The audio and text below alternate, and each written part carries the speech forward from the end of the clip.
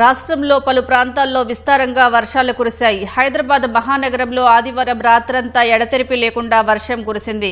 సికింద్రాబాద్, ఉప్పల్, రామంతపూర్, తార్నాక, నాచారం, మల్లాపూర్, దిల్సుఖ్ నగర్, మలక్పేట్, చార్మినార్, అబిడ్స్, కోటి, అమీర్పేట్, బంజారాహిల్స్, జూబ్లీహిల్స్, మాదాపూర్, గచ్చిబౌలి, కూకట్పల్లి, మియాపూర్ తదితర ప్రాంతాల్లో మోస్తరు వర్షం కురిసింది.